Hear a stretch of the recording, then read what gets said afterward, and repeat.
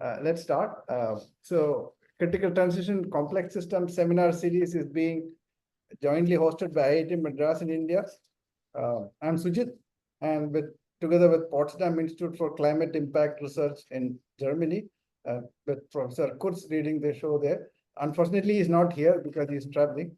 The seminar series brings together experts from fields such as climate science, neuroscience, fluid mechanics, ecology, etc., and aims to disseminate the state of the art in the prediction of critical transitions in these diverse fields of study. This webinar series takes place every month on the last Monday of the month, so mark your calendars. Before I introduce the speaker, a few housekeeping notes.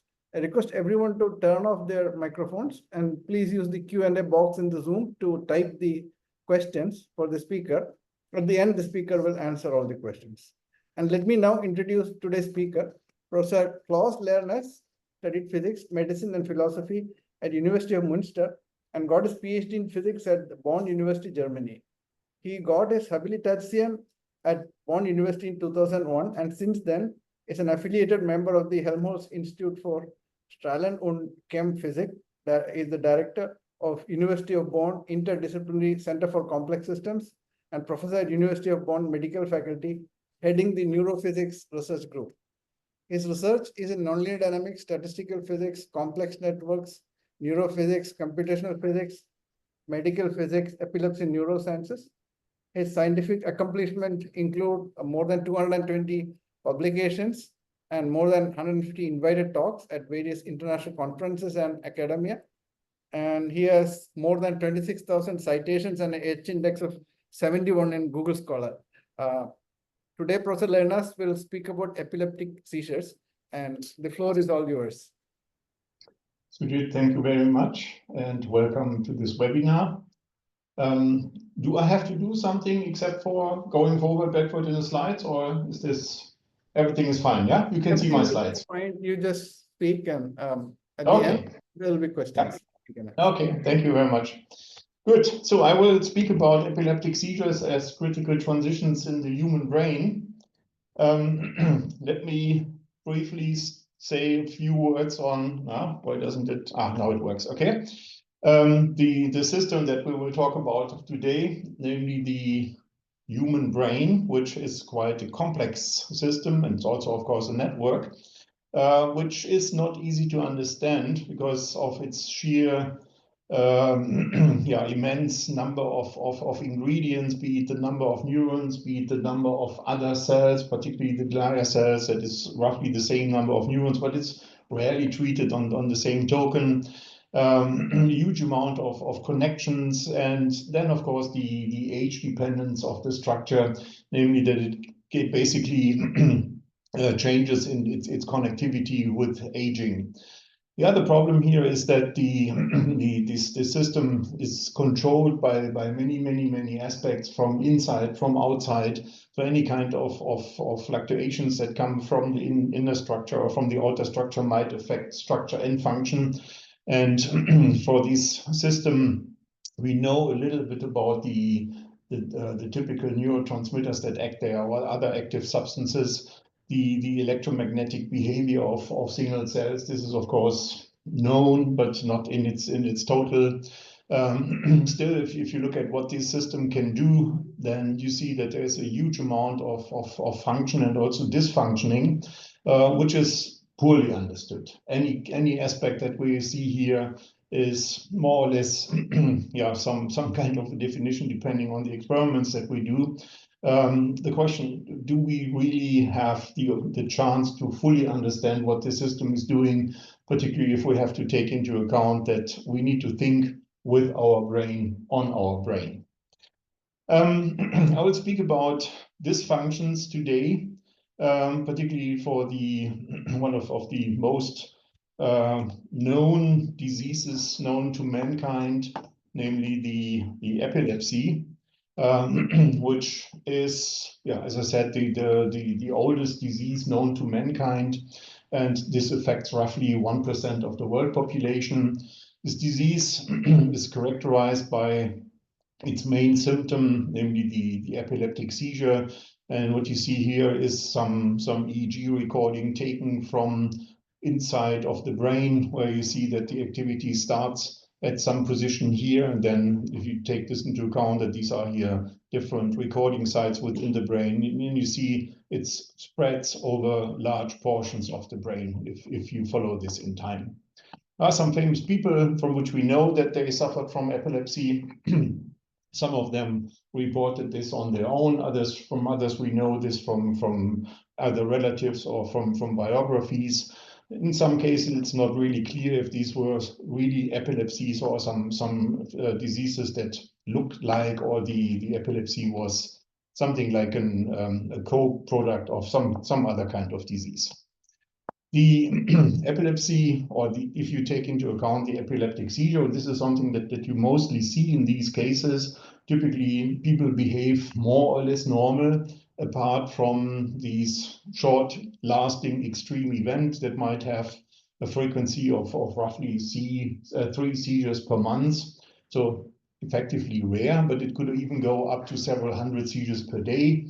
The time in between the seizures is mostly Poissonian distributed, apart from some cases, some rare cases where you have some kind of an deviation from the Poissonian distribution due to some dependencies on daily rhythms, on other circadian rhythms, particularly in women. This is something that can be observed there. The occurrence of these seizures is typically non-predictable. There's one exception. This is reflex epilepsies. This is also a rare disease of this, or this a rare sub-disease of this disease, where you make either some kind of movement, or you're in a specific situation, and then you get repeatedly seizures. The duration of this or general of seizures is roughly about a minute, so not very long. And this is, of course, one of the big problems that most patients do not really recall their seizures. And there's some data available that says that epilepsy patients typically only recall half of their seizures that they experience. The exception of this is the so-called status epilepticus. This is an ongoing seizure that could be either with convulsions or without convulsions. And that is defined as an ongoing seizure if it lasts longer than 5 minutes.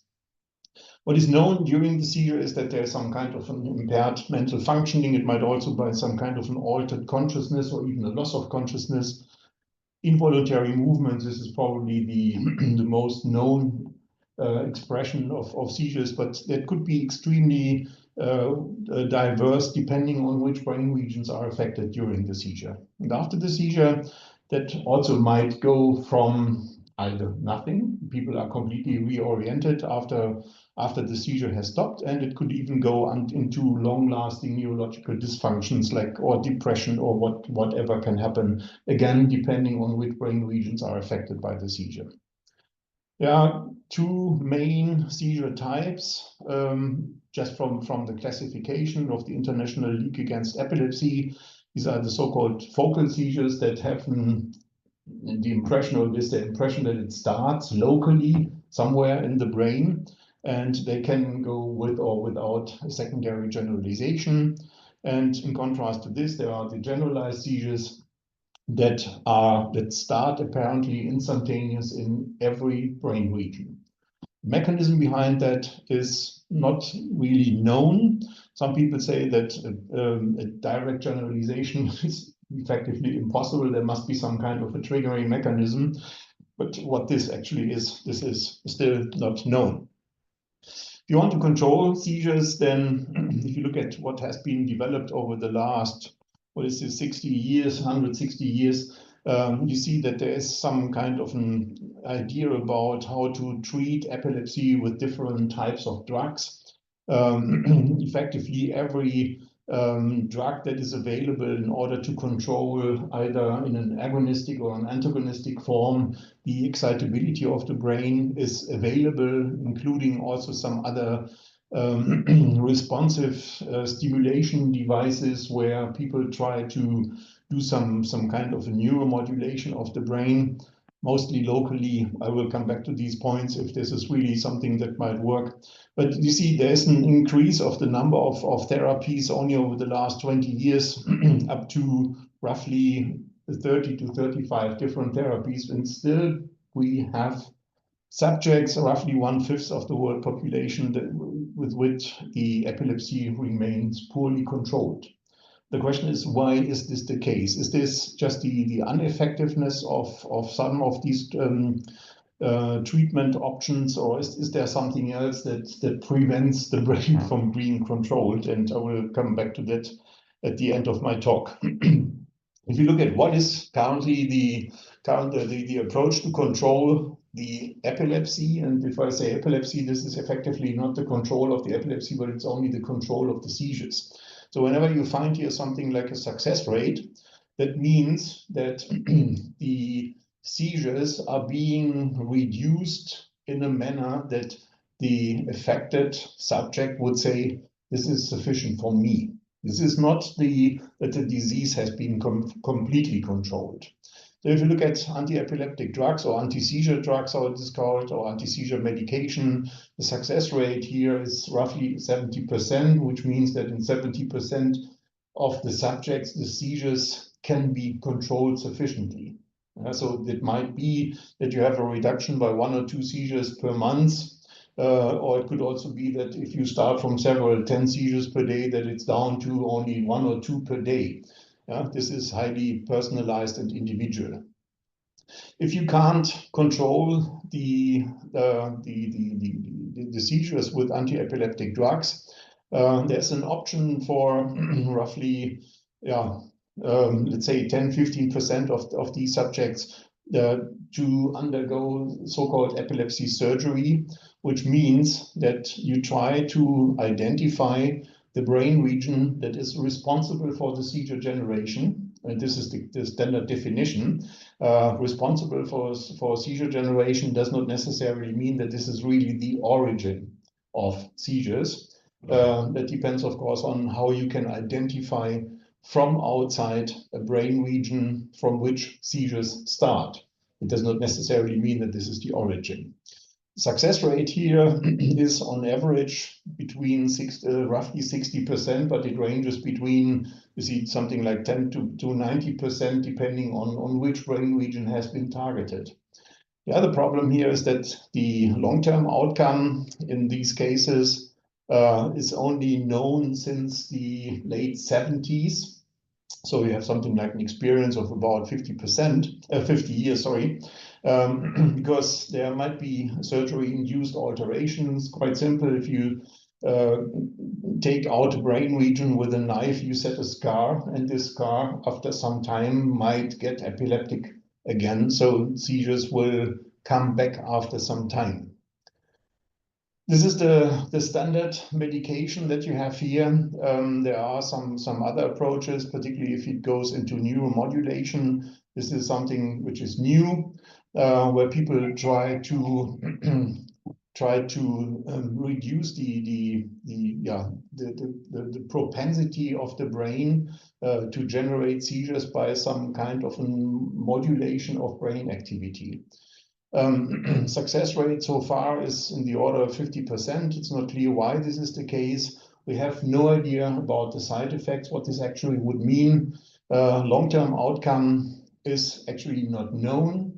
There are some cases where neuromodulation can have a tremendous effect on the reduction of seizures. But as I said, the long-term outcome of that is not known so far. There are some other ways to do this. This is behavioral interventions or some kind of a self-management. This is rare. Some people know that they can control their seizures under specific conditions, but what this actually means in terms of long-term effect, this is also quite unknown. You see, we have not lots of techniques to control, try to control seizures in the human epileptic brain, but the success rate is still not sufficient. And if you sum that up, you end up again with roughly 1/5 of the subjects that still have seizures despite these different control options.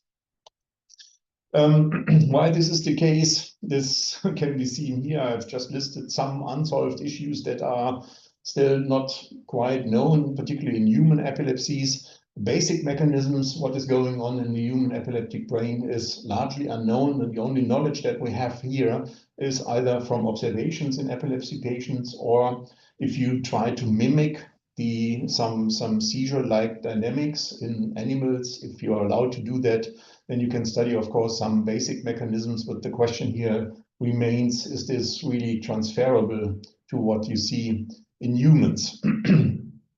If it goes to seizures, you might ask where in the brain and when and why and how do seizures start. This is also basically unknown. There is some idea about why seizures might start in some cases. This is then trivial, the so-called reflex epilepsies.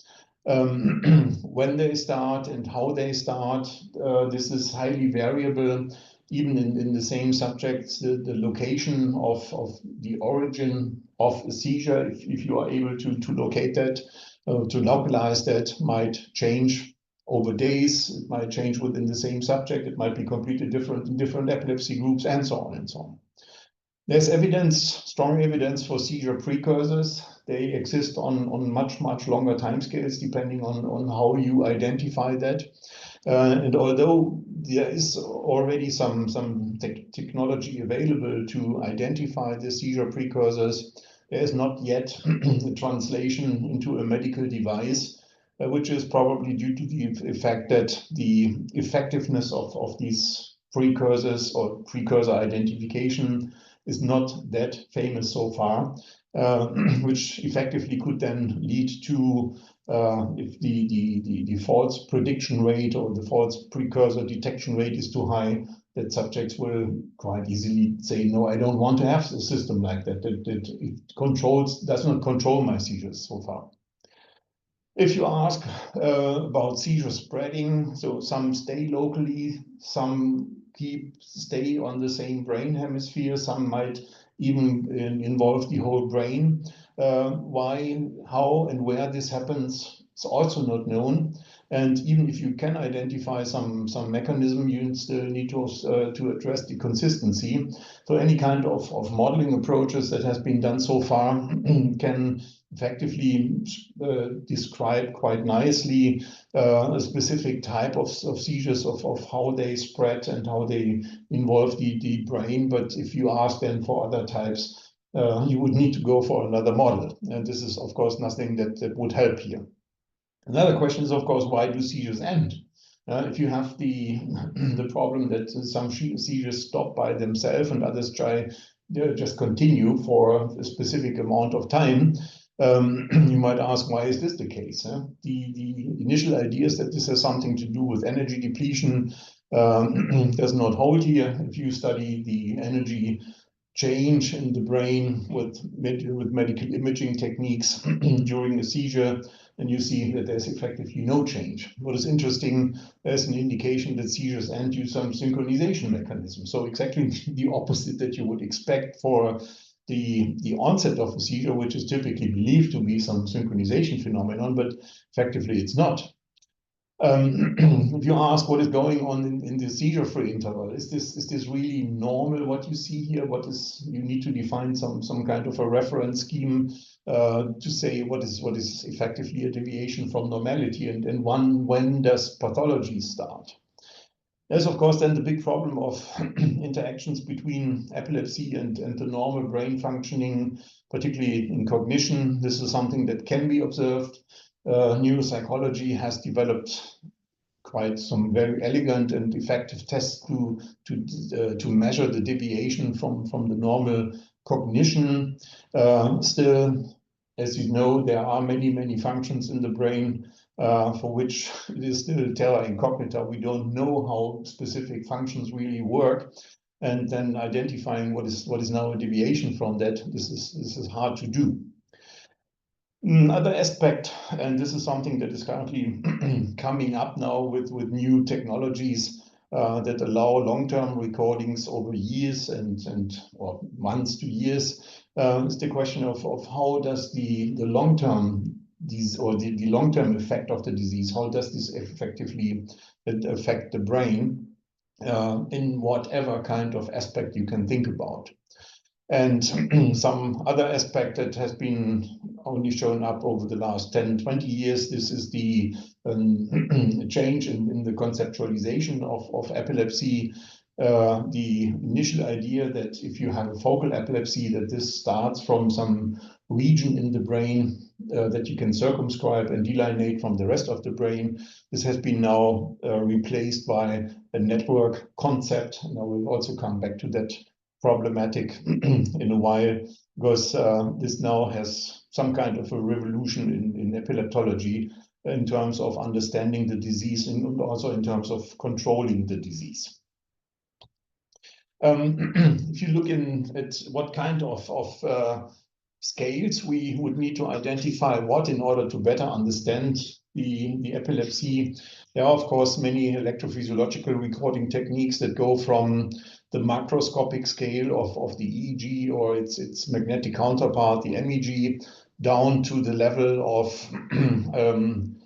single unit recording or multi-unit activities where you are allowed, in some cases, to place specific sensors into the brain that would then allow to measure the activity of single neurons or a bunch of single neurons or a bunch of neurons, a small group, 10, 20, and from that have then some idea about, is there some scale bridging available that would give us an idea about what is actually going on the level of single cells, and what do we actually see on the cortical level. Problem here is that the dynamics that we observe is quite complicated. For the surface EEG recordings, or so if you take the cortical activities, the brain dynamics looks mostly like 1/f-like, so effectively resembles some kind of noise phenomenon, which also does not have a real scale. So you would characterize this as a scale-free signal. And what most people are concentrating on are these so-called nested oscillations that you can sometimes observe in these signals. And these are then the classical frequency bands ranging from the delta band up to the gamma band, or even higher activities. So typically something in the order of 0 to 100 hertz and not higher.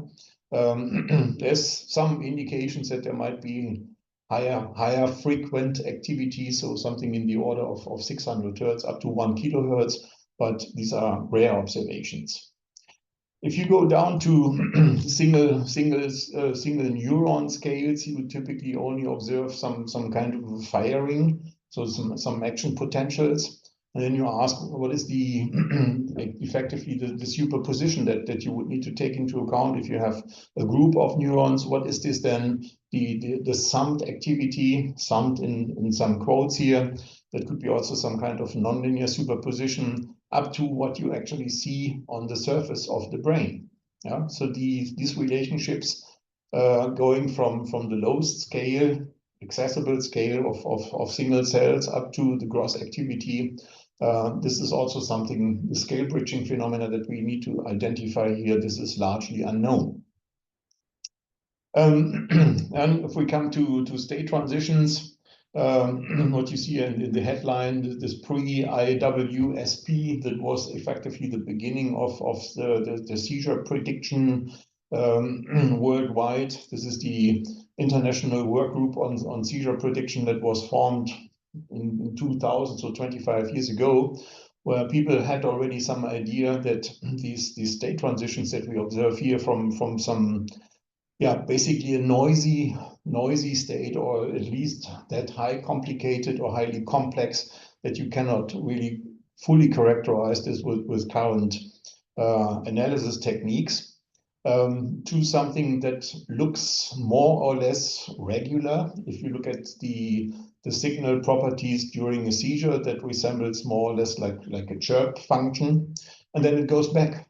And then you have this transitions between the so-called ictal state, which is the seizure, and then the interictal activities.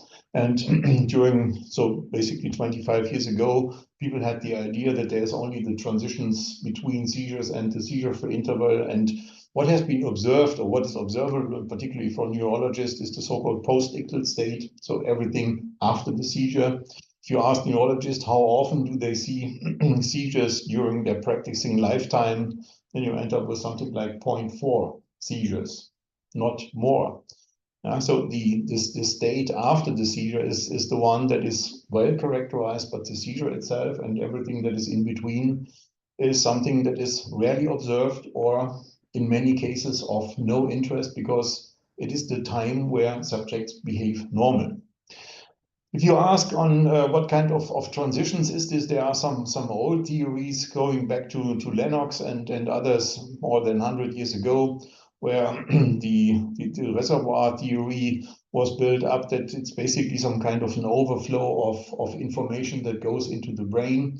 If there's too much and this reservoir is filled with bad information, then there will be some kind of an overflow. So the seizure itself is effectively some kind of a release phenomenon, where you would say, okay, if this reservoir is filled up, it needs to go down such that the people then recover in some case. This was an idea of what could that be, and if you take early observations from the brain dynamics, what could this effectively be, from single neuron recordings up to what is going on the scalp. People had observed many aspects. Whenever you had some new analysis technique in order to characterize some complicated dynamics, it was mostly immediately applied to the EEG. But whatever has been shown up to 25 years ago was something that was only inconsistent. But the question of why is this inconsistency coming up? Is this due to the non-ability of specific analysis techniques to fully characterize this complicated dynamics, or is this something else that was not known during that time? Ideas for state transitions were first formulated by Fernando Lopez da Silva in the beginning of the 2000s, when epilepsy was first described as a dynamical disease. And there are also then first ideas about that there is some kind of a preictal state, so something that develops prior to the onset of the seizure, and that would of course then be the phenomenon that we today would call a precursor in this sense. There were effectively two models that could describe also these two types of seizures that were observed, namely the generalized seizures, where you have a sudden change into the seizure state that would be probably what we would call today some kind of a noise-induced fluctuation from one attractor to another attractor, whereby the term attractor here should be taken with caution, of course, because the interictal state could also consist of a huge amount of different attractors and into a multi-stable system effectively. And the ictal state, to describe that one as a single attractor, is also not that easy. On the other hand, if we have some focal seizure, that would hopefully be the transition there would be hopefully be accompanied by some kind of a gradual change due to whatever. That could be either unstable control parameters in the different attractors, that could be some kind of a deformation of the attractor, that could also be some kind of noise-induced effect, whatever is thinkable in this case. But whatever it takes, even if it's a longer lasting phenomenon, then this gradual change should be somehow be predictable if we are able to identify that from dynamics of the brain. And that was effectively the beginning of seizure prediction during that time. And of course, there were many people that have shown that there is some kind of detectability of the so-called pre-seizure state or the preictal state. That was mostly done with classical EEG analysis techniques, classical linear techniques, and the big hype effectively came up when the nonlinear techniques from nonlinear dynamics were shown that there is some kind of a reliable prediction possible, but the performance that was there was not such that the translation into clinical use was given. And that was the point where people started to rethink about what does this actually mean? Why don't we achieve a predictive performance that would suffice for clinical applications? You have to take into account that, of course, we do something in humans. As I mentioned in the beginning, this system is adaptive. So any kind of control and even prediction that you do in such system might end up with a change of the dynamics, and also then related to that also on the longer term, also the structural changes, such that you cannot really tell if a failure or a success of a prediction is now due to the problematics of some analysis technique, or simply due to the fact that you have changed the system. What was, of course, then novel ideas were nevertheless being generated in this case, that there is some kind of a pre-seizure state, that it can be detected, but the detectability in these cases was not that easy, and that led to the development of a huge number of different analysis techniques, and also techniques to assess the predictive performance of these different analysis techniques or prediction techniques, which is still an ongoing issue, particularly with the development of machine learning techniques, because people appear to have forgotten whatever has been developed in these early years, or 20-25 years ago, where you could have, or where you had already some ideas and concepts on how to do that, but that was effectively lost, or people don't use it because you cannot apply that quite simple with machine learning techniques. Another big step forward was the idea that we can better characterize these transitions if we analyze interactions between brain regions. And this is, of course, something that is quite typical in the neurosciences. People believe that it's not just the local dynamics of a specific brain region that subserves some specific functioning, but it's effectively the interactions between many of these brain regions. And that was, of course, then a big problem of identifying what kind of synchronization mechanisms do we have here. All developments in nonlinear dynamics and synchronization theory that were coming from that time were, of course, also applied to brain dynamics. And interestingly, if you go for that, and if you try not just the strengths of an interaction, but you also ask what kind of driver-responder relationships can you observe, what kind of coupling functions are there, and you will see that they end up with a very high predictive performance. Of course, it takes much more time to analyze such data, but the findings that you can achieve with that was also quite counterintuitive, particularly for the clinicians, namely that whatever you observe prior to a seizure has nothing to do with the synchronization mechanism, but with the desynchronization. And the question came up, what is this? The old concept of there's some buildup of a critical mass, and this is the pathology, and that recruits more neurons, so critical mass is being built up, and then if you reach some threshold, then it makes boom, and then you have the seizure. What will happen if you see a decoupling? Is this then some interpretation of an idle state? So there's some region in the brain that effectively tells, leave me alone, I will now generate my seizures and you do what you want.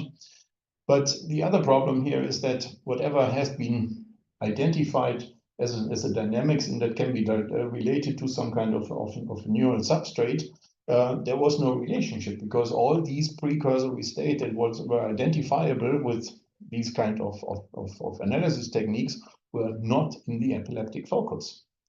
So that was one of the big problems in also having some new concepts in going in that direction, and ask, what do we actually see here?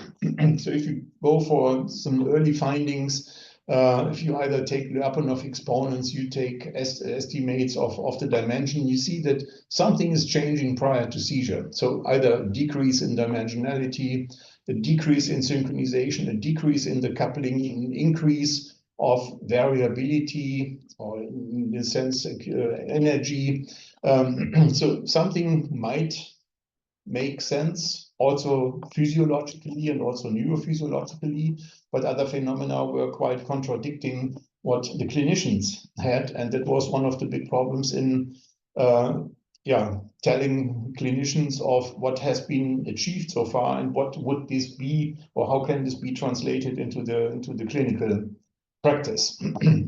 So the old concept of an epileptic focus-centric model, that you have something like a focal area in some kind of a higher dimensional potential, where you have this built up of a critical mass, and the idea that the inhibition of this structure is being lost prior to seizure, such that you can see an entrainment or some kind of a synchronization between the epileptic focus and other adjacent area, and also even other brain regions. So something that is much farther away. That this can be used as a model, but you would need to also take into account that there are different timescales on which these phenomena can be observed and taken together, depending on which kind of time series analysis technique you use in order to study these brain dynamics, you might end up with completely different findings. That was one of the big problems of claiming what is actually better also for a clinical application. This model was scrutinized by observations from, interestingly, from neurosurgeons, namely from Susan Spencer from Yale University, and she scrutinized this focus-centric model and said that if you really look at your data, what the clinicians also do, you study your EEG time series, then you will see that it's not a local phenomenon, but it's mostly a network phenomenon. And this network phenomenon, of course, in the development with graph theoretical approaches, then led to a completely new network theory of epilepsy, where this traditional concept of an epileptic focus is now being replaced by the so-called epileptic network, in which effectively every brain region, not just the epileptic focus, even if you can identify something like that, would be some kind of an influencer for any kind of other activity in the brain. So the seizures might even entrain large networks, so effectively also the whole brain, not just a small group of neurons from any given part. And this is now information that is growing from imaging techniques, from electrophysiological techniques, modeling studies, that have already identified this epileptic network. And the big challenge now is how can we characterize this network, and also the temporal fluctuations of this network that evolves in time. And an evolving network that we are considering here is, of course, in the worst case, this is the vertices and edges might change over time. And the time frames on which we observe these changes here now depends on many factors. Within these factors, we have also then the transition to a seizure. So the point is, how can we measure, or how can we effectively set up the network idea in epilepsy? And there's this paradigm shift, which is has led to some inverse problem, namely, we need to define what is a vertex and what is an edge. And this now depends again on the different scales that we look at. If we would like to do that on the very local scale, so on the level of neurons and synapses, this is hard. We have already access to some neurons. In Bonn, we can measure roughly 1,000 neurons out of this 10 to 11. So this is effectively nothing what we can do at the moment, but at least we have some way of doing that. If you ask what is the dynamics or the structure of synapses, this is also something that cannot be done in the living system, that can at the moment be done in slices only. Interestingly, in the medium scale, this is something where only a few techniques have access to. What we mostly have access to is the large scale, where we can then study the dynamics of networks, of large networks, neuron networks or cell networks, which is typically then the association of vertices with some sensors. That could be a voxel with the fMRI, or it could be an EEG electrode or an MEG coil that measures the activity of these networks. And then you would need to define what is actually an edge. And so given that we do not have access to the structural, the full structural connectivity of the brain, typically we resort to measuring interactions between the dynamics measured at different vertices. That requires then, again, time series analysis techniques, mostly bivariate ones, to study strength, direction of interaction, ideally also the coupling function, to set up so-called functional brain network, and then use graph theory to assess characteristics of these networks on whatever scale. So from the scale of local network ingredients or constituents, so the vertices and the edges, up to some kind of a global characterization of this network in terms of topology or spectral properties. Current hot topics in this research is, can we identify seizure precursors even in these networks or also in these networks? And then the question of where are they, when do they occur, what are the network mechanisms that are underlying these transitions, and how do they occur? What is this? Is this a structural change? Is this a functional change of the network? Is this some mixture? And if we can identify that, then we can also then ask the question of, can we effectively control such a network? And what kind of control mechanisms would that be? So if you take this network-centric model and you ask what do you effectively see also in relationship to what has been observed prior to these to this new ideas about describing the epileptic brain, turned out that the classical concept of an epileptic focus is mostly irrelevant. So if you ask, is this epileptic focus, if you consider this as a node in this network, has this any kind of relevance of this seizure onset zone for the network dynamics? And from the network's perspective, it turns out that this is not central. So it is highly unimportant for the dynamics of this network. And this is, of course, something where you again produce a clash between people that do these kind of analysis and the clinicians, because they need to rely on surgical techniques that can identify, that require the identification of such a node in a network. But if it's not the one that you target at and of which you have the idea that this is the seizure generations node, you would then come up with the idea to say, okay, I would need to do some kind of another kind of control technique that does not address a specific brain region which is deemed pathologic, but you would need then to control many other parts of the brain. This is, of course, available. All these techniques are there. But it requires a new way of thinking in the way of how epileptologists and clinicians then would go into that directions. What you observe instead is that seizure precursors are apparently being generated from apparently unaffected brain region, and there is not the pathologic change in the dynamics. This is not something where you can say, okay, this is something that looks like as if I have more spiking activity here, or there's some kind of rhythmic activity that would not be seen in the normal dynamics. It is the normal dynamics that changes, which then can be reformulated as some kind of a network reorganization due to some perturbations that come from either from intrinsic or from extrinsic perturbations. And the formation that we then see in this reorganization, which is mostly some kind of formation of bottlenecks, that is then related to some kind of an idling state. If you take this into account and you take then classical graph theoretical concepts to characterize the dynamics of such a network, then you will see that if you can identify seizure precursors based on these characteristics, they have a much higher predictive performance than any of the techniques that had been taken so far.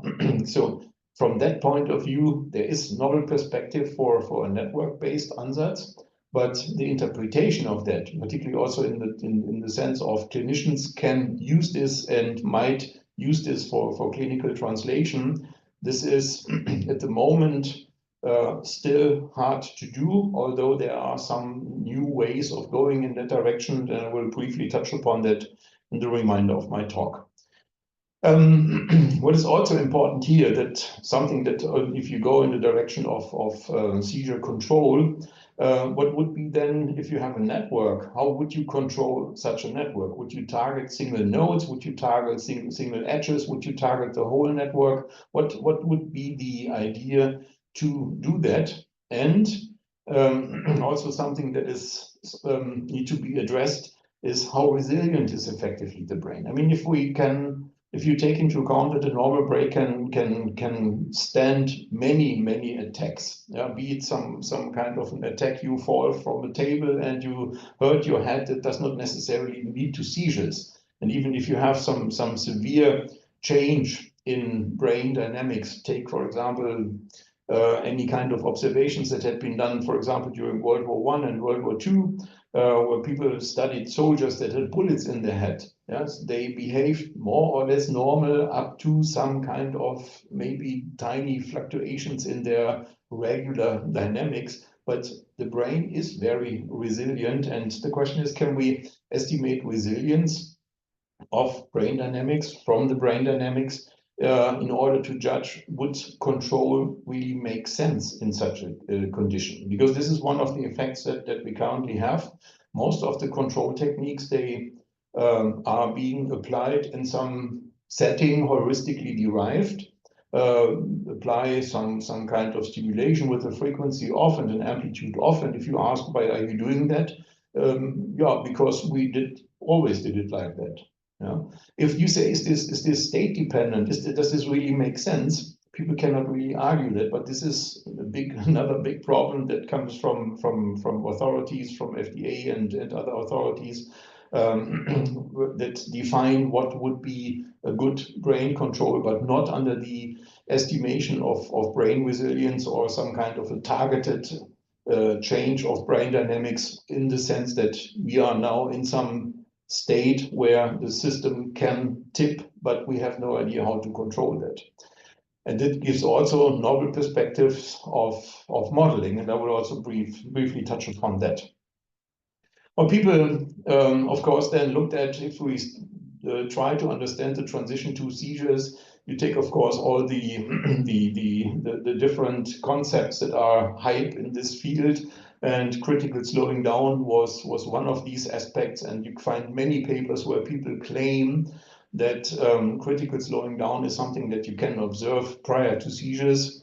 This is finding from a study that we did here with 28 subjects. We used several thousand of hours of EEG recordings from many different brain sites, from more than 100 seizures.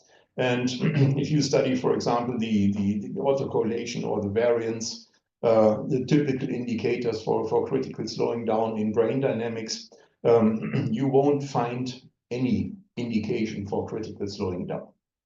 What you sometimes observe is a critical speeding up. It might be some indication for another phenomenon, but I think this simplistic idea that you use a one-dimensional model and the indications for that for some kind of a bifurcation-induced tipping would make sense in the brain. This brain is too complicated, and also the dynamics that you have here is much too complicated to be described by such a simple system. That was an observation that was done in surface EEG. Colleagues also assessed this on the single neuron activity, also from epilepsy patients, where we have neurons in some brain regions where we can observe also the seizure activity. And if you ask then, is there some kind of an indication prior to seizures on a single neuron level, you don't have any kind of indications for that. So if you ask for resilience, this is also something that is quite fascinating, and that leads also to possible also a change in thinking about how can we effectively control the brain. We have developed a method which is based on the recurrence of specific network patterns, or in this case here in terms of interaction matrices that we cluster in some high-dimensional space. And the distance between the most dominant clusters, this is something that we take as an indicator for the resilience of the brain. And we applied this technique for a huge amount of data, again, more than 40 subjects with more than 100 seizures. And what we observed there, and this is something that you can see in the upper plot here, that resilience increases prior to seizure of most of the seizures. And this is, of course, a question of what does this actually mean if you say, this is not what you would expect, that the brain loses its resilience such that it can control, generate a seizure. But it might also be, if you revert thinking, some kind of mechanism that the brain says, I need my seizure now. Yeah, so in that sense, seizure is not the one, the indicator of the disease that would need to be controlled, but you can also revert thinking and say this is a reset phenomenon. So everything that is going on in between seizures is the pathology, something that most people do not address because you don't know what it is and how to differentiate that from the so-called normal behavior. But an increase in resilience might also indicate that the brain tells you, leave me alone, I would need that.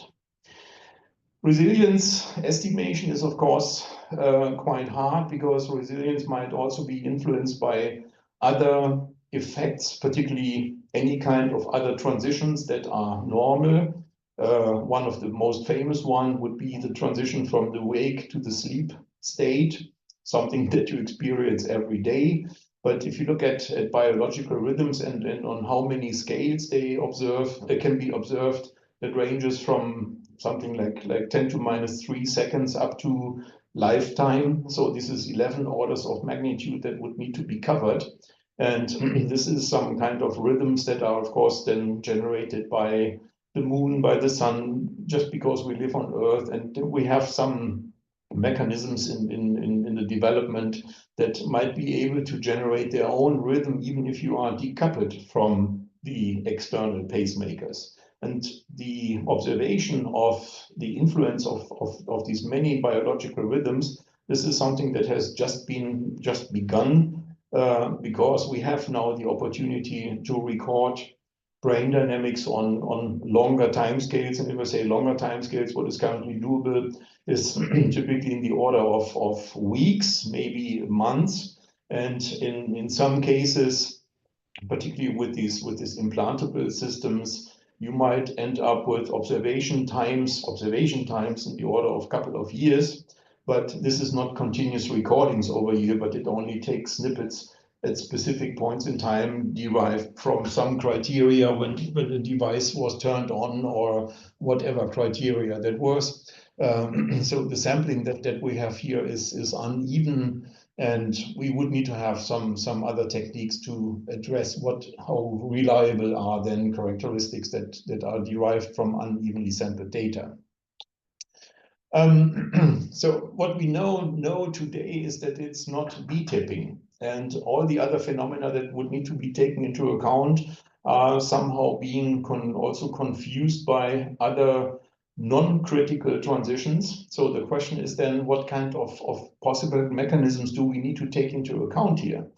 The many tipping phenomena, this is something that is, of course, then being derived also from climate dynamics and from climate research, where people now try to identify, is there something that is similar to what we see in the climate system? Can we translate these aspects also to brain dynamics? But there are many other phenomena that would also need to be taken into account. But if you ask what mechanisms are there, what kind of characteristics would these mechanisms exhibit in some time series of observables, then you are easily come to the point that you would need to say, we have no idea at the moment.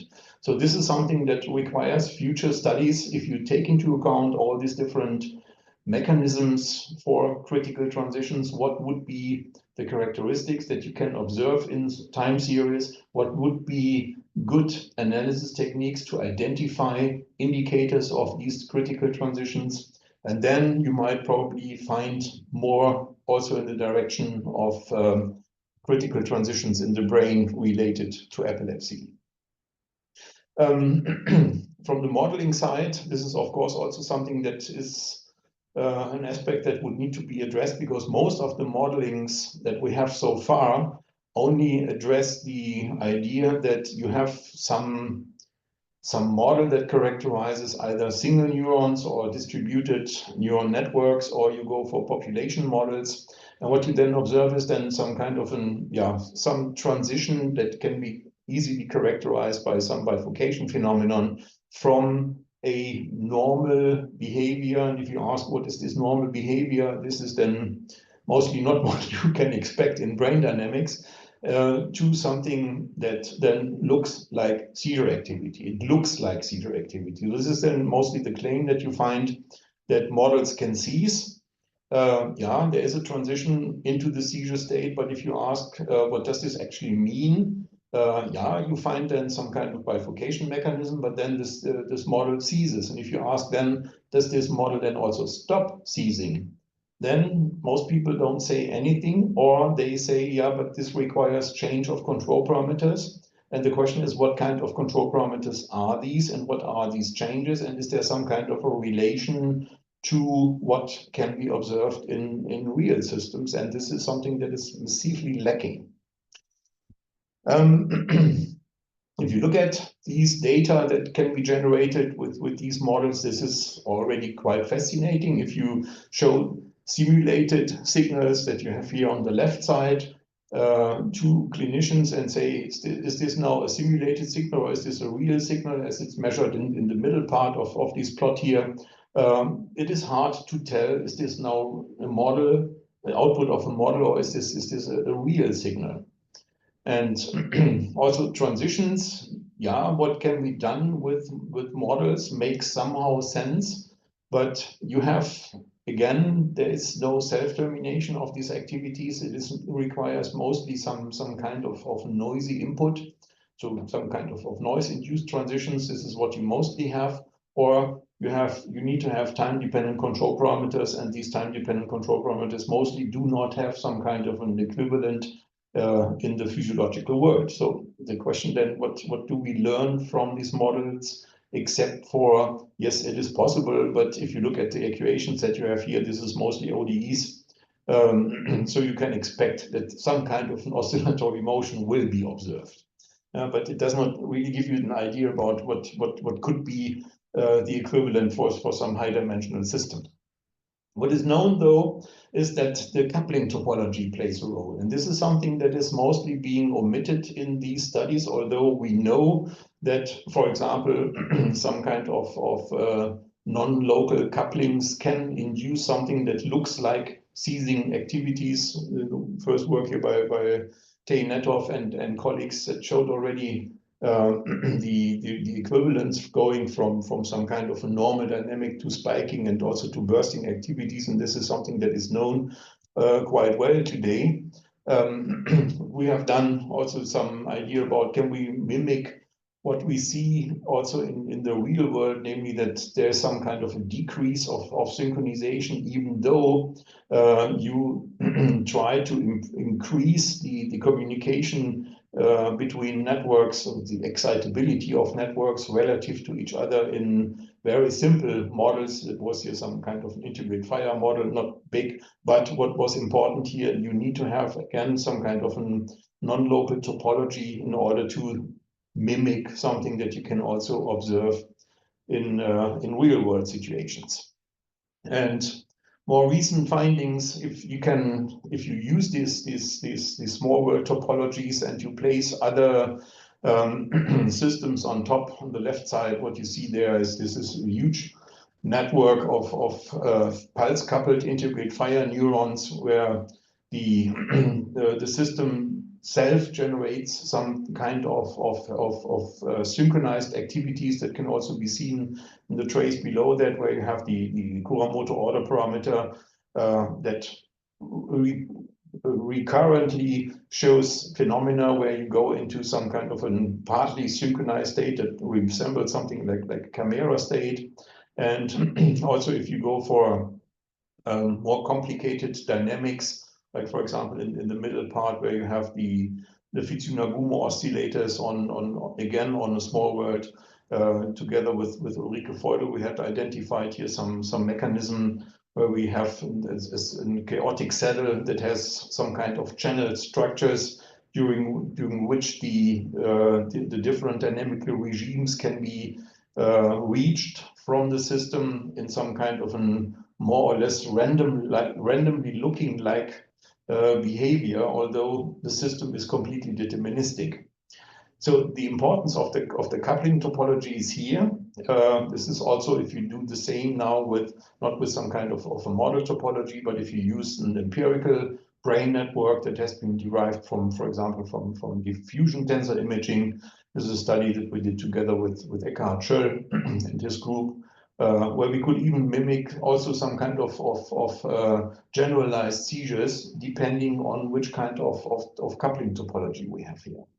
So it's not just the local dynamics that is important, but we also would need to take into account how the respective systems are being coupled.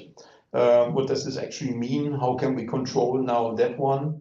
And this is one of the important points that would need to be addressed in future studies. And with that, I'm close to finishing. My conclusions would be that we have here an extremely complicated system, which is adaptive plastic. Plastic, this is one of the biggest issues here, namely, it is a system that was designed to learn. And in that sense, you might even ask, is the epilepsy or a seizure nothing else but a self-perturbation of a system, which is then over a long time being learned? And the effective control for such an effect would be that you need to de-learn or unlearn these intrinsic perturbations or stop these intrinsic perturbations, but you need to still unlearn that.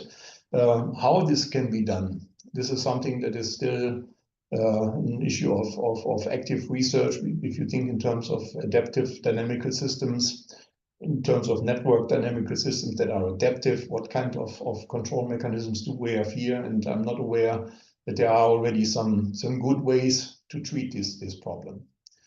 The transition from this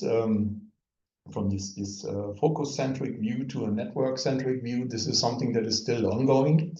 People, even in epileptology, have now identified that this has a good valid meaning, that the understanding of the disease is driven forward in this sense, and there are also some new ideas about how to use other control techniques to control the seizures, which is not then some kind of a local perturbation, which is typically used in all these systems that do local perturbation at specific regions in the brain, but you do some kind of a more global activation, particularly if you take into account that there are some nerves that make some global access to the, or have some global access to the brain. How this is done from the anatomical side and also from the physiological side, this is also not yet fully understood, but these control techniques have already some kind of success. Long-term success, this is of course different, but then we would also need then to change the authority thinking again of what is a good control, not in the sense that you have a control of seizures after a specific amount of giving some drug, but even on the long term, some kind of a de-learning of this effect. The critical transitory states or transition states, there is something that is detectable, but we would need to ask today, do we have all the concepts and analysis techniques that we have so far? Are these really sufficient to understand what is going on here? It might also be the problem that we have wrong observables. Everybody is sitting on the EEG and says, yeah, we have access to that. There are some new developments that also go into neurochemistry. It might be that there are other observables, also other body observables, be it the heart or the skin activity, that might also give you some kind of an indication of a transitory state. But this is still too early, but people are working on that. Yeah, and then control, this is of course then the big problem here, and I always like to come back to this famous book by Michael Crichton, The Terminal Man. Michael Crichton was a neurologist who wrote this science fiction story already in the 70s. And it is fun to see that many things that are currently being done today with modern words can be identified already in this novel, which is more than 60 years old. So with this, I would like to thank you and looking forward to your questions. Thank you very much for this wonderful talk. I request the audience to type the questions in the Q&A box, and already there are some questions. Can you see the Q&A box? two questions there.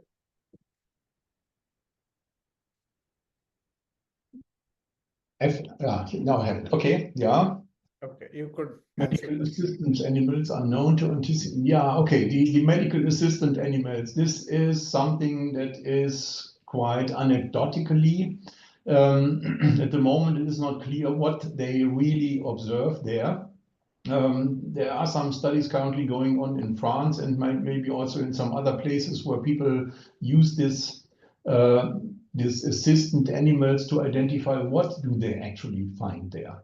And it is the same problem if you use animals or if you have some kind of other observations. Even in these cases, you would need to go in the direction and ask, how reliable is this? How sensitive, not just the sensitivity that you can identify that, but what else can you identify with that? And what I have learned so far is that is mostly in some specific type of seizures where you have then sweating or and whatever can be identified, and something this is if you live with people with epilepsy, you do not need to be an animal to identify that. You can probably also identify it on your own.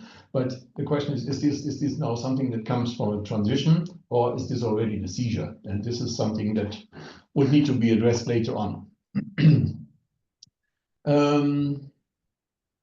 Are the mechanisms through which anti-epileptic drugs work well understood, especially from a network model perspective? No, of course not, because this is most of these drugs work on specific aspects that are specifically designed for this focal epilepsy concept, and this is something that would need to be done in the future. Of course, good idea. Yeah. Is it possible to have an early warning of an impending epilepsy in other parts of the body? So again, not impending epilepsy, or do you mean impending seizure? Impending epilepsy, this is something that would be the state before you go into the disease. Any other warning of an impending seizure? In some cases, yes. You might see some alterations also in heart dynamics or skin dynamics. Still, you would need to take into account that there might be some kind of an interplay between who is driving whom. So if you observe something in the heart, that might already be an indication coming from the brain, or it is the heart that affects the brain. And there are many aspects where you can really identify that. So this is then the question for the hen and the egg, but definitely, yes, there is something. Norbert, thanks for the interesting talk, Klaus. Thank you, Norbert. There are also studies considering metabolic changes concerning switches concerning interictal states. Yeah, this is something that is currently being in work, and I know from some colleagues that have already developed implantable devices where you can go into measurements of the metabolic state directly from the brain. This is at the moment a little bit of future, but I would guess in a couple of years we will have exactly this kind of information, and then we will see if this gives us really more. How do bursting dynamics contribute to the synchronization of neural activity during an epileptic seizure? Yeah, good question. If you study what is really going on in the brain, if you take all these single unit recordings, then you will observe that bursting is something that is typically normal. There had been this early ideas about bursting neurons as an indicator for the epileptic brain. And then it turned out that bursting is effectively a mechanism that increases the reliability of neuronal processing. So from that sense, if you say you need bursting during a seizure, it could be that this is a mechanism to keep the seizure alive. Might be, I have no idea. But still, this is something that is worth being studied. Do you think we could improve the predictive performance and epilepsy detection algorithm by using multivariate analysis on multiple physiological signals like EEG, EMG, and so on and so on and so on and so on? Yes, it could be. This is something that is currently also being done in many of the studies that use machine learning. But my impression is here, you throw in tons of data into something from which you don't know what these systems are doing, and then you get some output, and then you say, now I have an improvement. What is the research question here. And this is something that I'm currently missing in the machine learning communities. So I would expect that you get some improvement, but you need to ask how and why does this work, and what is the underlying mechanism here. And particularly from machine learning, if I learn that some change happens in some matrix element on the 17th digit after the comma, and now you need to translate this back with something that is explainable, I don't see that at the moment. So if there is a little bit more in that direction, maybe, but not at the moment. What are the smallest animals, smallest nervous systems that show epilepsy? Are smaller animals a way to take progress? The big problem is if they show epilepsy, this is something that you really can't tell. What they show is some kind of seizure-like activity. If this is something that can be then translated into the human, this is again questionable. So the model reduction is not necessarily useful in this case here. And I would even assume that it might even be the opposite way, that you need not a reduction, but an increase of the model size to get into these problems. But that, of course, then contradicts the law of large numbers and whatever you have here. But that might be an effect that we would need to take into account. How can we connect the parameters of neural mask models? For example, Janssen-Ritt model in epilepsy state, can we deduce stability from the parameters of the model we develop? Of course, you can do that. You can, of course, identify stability, but take into account that the models that you have here should go in the direction of non-autonomous models. And then you need to define what is actually stability in a non-autonomous system. I don't have that at the moment. Norbert says, cool, thank you. Is epilepsy condition we transfer to next generation through genes? In some cases, yes. There are some rare genetic epilepsies. I would guess this is something in the order of a few per mil of the epilepsies. So epilepsy is not just a single disease, but it's a huge complex of different types of diseases. And in that cases, there might be some kind of a transition via the genes into the next generation. But we have identified some families that show exactly these cases, but this is rare. So you cannot really tell that this is a general phenomenon. The genetic aspect was a hype couple of decades ago, and then it turned out that effectively not that what one would expect. Are there common patterns in the properties of the different seizure sections of the EEG, say in the waveform morphology or in the statistical measure, or are all seizure sections functionally identical? No, they are not identical. You can identify some common patterns, but these common patterns then depend on the brain region, on the type of epilepsy, and so on and so on and so on. So this is how clinicians define from the patterns that they observe specific types of seizures. You can go into that, but question, again, what is the research question here? If you want to understand what is a seizure and not a specific type of a seizure in a specific brain region, then looking at specific patterns does not really make sense.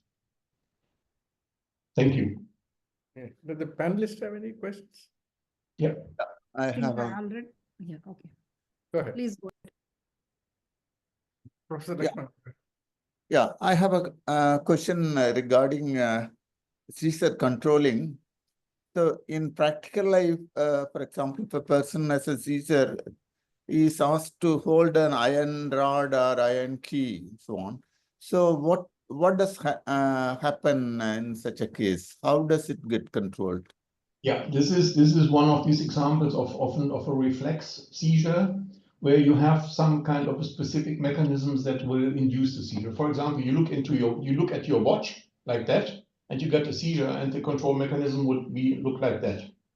So you keep something, you hold something, you do something, a very specific mechanism that can disrupt the antagonistic motion in the brain that would then lead to the seizure. This is rare. These are really, really rare phenomena. In general, seizure control, if you ask epilepsy patients, why do you have a seizure? From a system theoretical point of view, just because of noisy input. Yeah? It is always when the bird sings in the evening, and then my mother comes in, and then this happens, and this happens, and if I drink then a tea, and this, and this, and this, and this. So many, many factors. Of course, you can bring these patients to tell exactly these factors just by asking the same question again and again. But this is not a phenomenon that really drives into the seizure and the disruption. This is from the point of view of control. If you look at stability of the brain network during a seizure, if you take network approaches and you study, for example, associativity or synchronizability or other aspects of networks, then you will see that at the beginning of the seizure, there is a little bit of controllability of the network. But as soon as you develop into the seizure, it looks like as if the brain does not want to be controlled. Yeah, it's getting harder and harder and harder. And this is also the experience that the clinicians have. If you want to have good control, do it at the beginning of the seizure. And this is why a seizure detection system must be extremely reliable. It must be extremely fast. It should identify the beginning of the seizure. Then you have some probability to control it. But if it comes during the seizure, when the seizure is already going on, forget it. It does not work. The question is why? Yeah. So in your modeling, can you add an additional perturbation, a constant perturbation or something like that, which controls this seizure? Yes, you can do that, yeah, but again, if you do a constant perturbation, take into account in the brain, a constant perturbation is a learning mechanism. Yeah? I mean, you have learned during your school time some poems, and you had to repeat and repeat and repeat. And if I ask you today and I give you a cue, you will immediately recall that. And this is exactly what you are doing here. You'd have a control mechanism which is not adaptive. It is constantly going on, and the brain will, of course, learn that. Okay. Yeah. Okay, thank you So very much. this is not a good idea to do that. Yeah. Thanks. Sarika, you had a question? I had, anyway, I think Klaus has already talked so much, but I had just quick question. So near onset of seizure, you can say that is a critical point, just near at the onset of the seizure. So at the critical point or in the neighborhood, do the correlation show of a very different features? Like it's not prediction problem, which I'm saying, it's near the critical point. How does it scale or behave? Yeah, good question. No idea. But for me, the critical point is not the transition into the seizure, but the transition into the pre-seizure state. Yeah? This is the critical transition. And The seizure, if you so statistically, it must have been defined, like what you call transition. Yeah. Not yet fully defined. This is the problem. Yeah. I mean, this is the ongoing discussion also in the study of critical phenomena or critical transitions. What is this actually? Yeah. Second, first order phase transition. This is something that we know from physics. This is nice. We know many things. Take explosive synchronization, whatever you have there in these senses. But is this really what we would like to have here in a seizure? If you take the seizure as the end of something, not the beginning of something, then there's probably a transition that is much earlier, and the critical transition happens then prior to the seizure. So we are probably looking at the wrong elephant. Okay. Yeah, I have. Go ahead. Ambika. Please go ahead. Yeah, very nice talk. I would like to have two short questions. One is, you just mentioned about chimera states somewhere. Do you think chimera states have a role in epileptic seizure also? Yeah, they have. In what way? Some people claim that the seizure itself could be a chimera state. Okay. Because you have this phenomenon that the part of the neurons are synchronized and the others probably not. But I would even go for if you think in terms of relevance of chimeras, I would even claim that the seizure ending is the formation of a seizure state such that the seizure will stop. I see. Not the global description as a chimera state. It's synchronized and desynchronized. Yeah, this is obvious. Yeah, but the dynamical mechanism for that, this is much more interesting. But this is still not known. We have to think about it. Okay. And another short question is, you showed somewhere simulated signals. So my question is it possible to have a network model which will exactly give you the same type of signals as the seizure ones? Yes, of course. It's possible. And then yes, and then you have exactly what the other people have done so far in order to convince then the clinicians, here, look at this. I have a model that gives me exactly the same kind of signal that I can observe. Yeah, but what do you learn from that? Yeah, it is not the phenomenon. You can take very simple models and then find something that resembles the dynamics that you have there, but it doesn't tell you anything about the underlying mechanisms. That's This right. is the point. Yeah. Okay, there is This one is more. a little bit of the critique on all the modeling approaches that I have so far. Yeah? So it looks nice, yes, but and then what is next? Okay. There's one more Thank you. question in the Q&A box. Yeah, how does the energy in the region of the brain dissipate after a seizure activity? There is no dissipation. So we put it differently. We cannot measure it. We do not have access to energy depletion apart from using techniques that rely on the concept of energy depletion. So whenever you take positron emission tomography or the functional magnetic resonance imaging, they rely on exactly the same concept, and then you prove that your concept is correct. This is wishful thinking. You run around in a circle. So whatever you do with these techniques, it does not help. And we would need to have other techniques to study metabolism in the brain. And this is something that is currently being developed. So you would need to have a couple of years, but then this is available. Okay. So are we very far from getting a robust cure for or solution for controlling seizures? If you put it differently, systems are available that can predict seizures. Yeah? There was a study that was done in something like 10 years ago in Australia, where people have shown that seizure prediction is feasible. It is doable. Yeah, it is there. The electronics that you would need for that is cheap. Yeah, but still, what you would need then is some approval from an authority that would allow to do that. This is one of these points. The question is, what are you doing if you only predict without control?